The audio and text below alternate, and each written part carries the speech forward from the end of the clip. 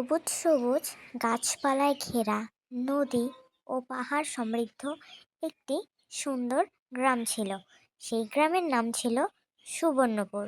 সেই গ্রামে পাশাপাশি দুটি বাড়ি ছিল। এক বাড়িতে থাকতো পরিশ্রমী কৃষক রামু, আর অন্য বাড়িতে থাকতো তার প্রতিবেশী গণেশ। রামু খুব সাধারণ মানুষ হলেও সারাদিন মাঠে কাজ করত। রামু ছিল প্রচুর পরিশ্রমী।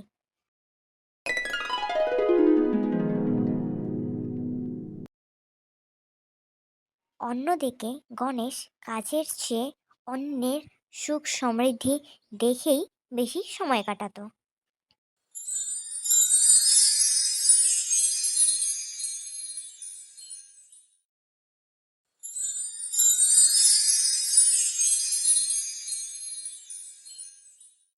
গ্রামের সবাই রামুকে খুব ভালোবাসতো, কারণ সে নিজের ফসল থেকে গরিবদের সাহায্য করত। কিন্তু এই বিষয়টা গণেশের একদম সহ্য হতো না।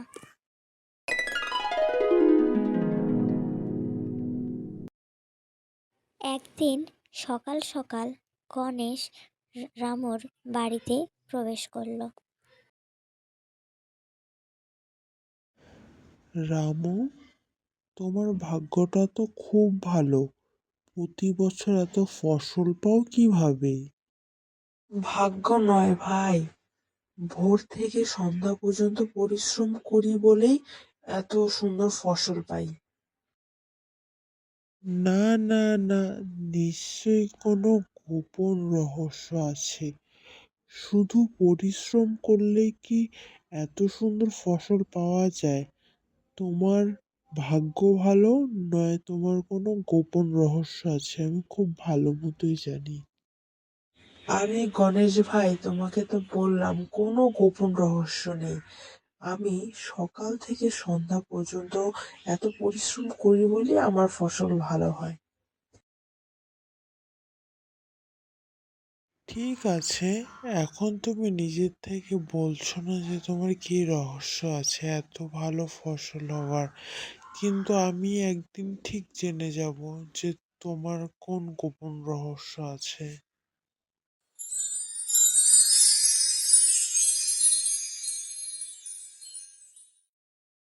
সেই দিন রাত্রেই গণেশ ঠিক করলো যে রামুর সব রহস্য জেনেই ছাড়বো।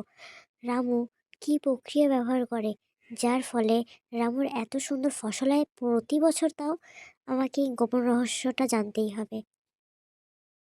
ভোর হওয়ার আগেই সে চুপি চুপি রামুর বাড়ির সামনে লুকিয়ে রইল।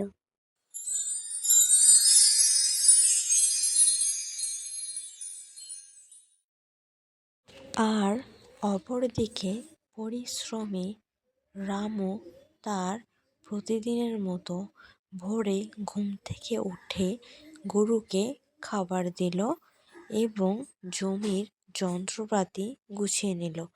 তারপর মাঠের দিকে রওনা দিল। রামুকে মাঠের দিকে যেতে দেখি গণেশ রামুর পিছু নিতে থাকলো।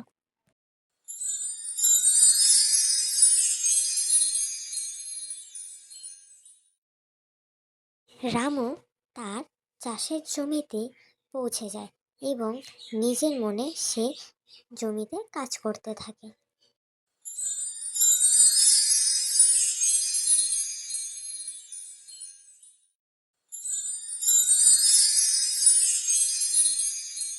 আরে গণেশ ভাই, আজ এত সকাল সকাল চাষের জমিতে তুমি কি করছো?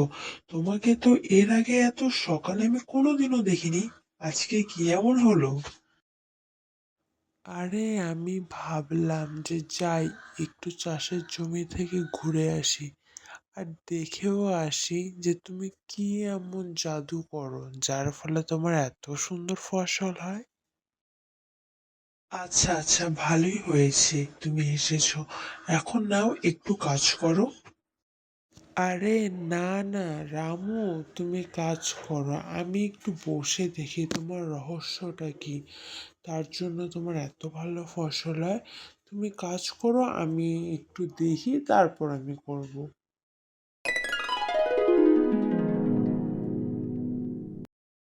সারাদিন রামু জমিতে কাজ করলো, আগাছা পরিষ্কার করলো, গাছে জল দিল, শুকনো ডাল কেটে ফেললো, এমনকি হালও বইতে লাগলো।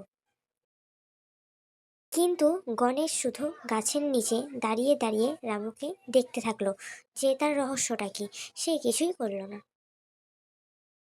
কয়েকদিন ধরে গণেশ শুধু রামুর ওপর নজর রাখতে শুরু করলো।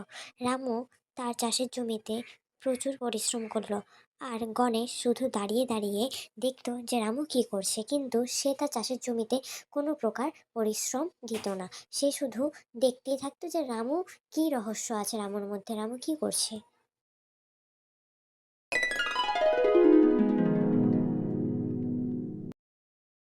কয়েকদিন পর রামুর ধান পেকে সোনালি হয়ে গেল। সারা চাষের জমিতে সোনালি রং ঝরছিল তখন। কি সুন্দর লাগছে সেই দৃশ্যটা। গণেশ দেখে অবাক, কারণ গণেশের জমিতে আগাছা ছাড়া কিছুই জন্মালো না। এ কি এ কি হলো আমার? তোমার জমিতে এত সুন্দর ফসল, আর আমার জমিতে আগাছা! আরে গণেশ ভাই, অন্যের কাজ দেখে লাভ নেই, নিজের কাজ মন দিয়ে করতে হয়। রামু, তুমি আমাকে ক্ষমা করে দাও। আজ আমি বুঝলাম, হিংসা নয়, পরিশ্রম মানুষের আসল সম্পদ।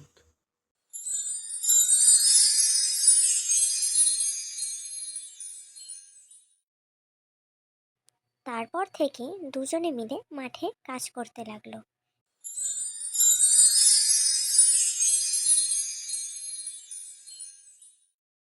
বন্ধুরা, আজকের লোভী প্রতিবেশীর শিক্ষা গল্পটি আপনাদের কেমন লাগলো? গল্প থেকে কি শিক্ষা পেলেন, আর কোন চরিত্রটি আপনাদের সবচেয়ে বেশি ভালো লেগেছে, অবশ্যই নিচে কমেন্ট করে জানাবেন।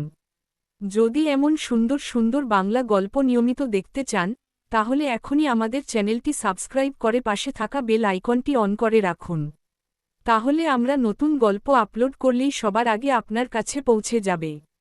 ভিডিওটি যদি ভালো লেগে থাকে, তাহলে একটি লাইক করতে ভুলবেন না। আপনার একটি লাইক, একটি কমেন্ট এবং একটি সাবস্ক্রাইব আমাদের আরও সুন্দর গল্প তৈরি করার অনুপ্রেরণা দেয়। আর অবশ্যই ভিডিওটি আপনার বন্ধু ও পরিবারের সঙ্গে শেয়ার করুন, যাতে তারাও এই গল্পটি দেখে আনন্দ পায়। আজকের মতো এখানেই বিদায়।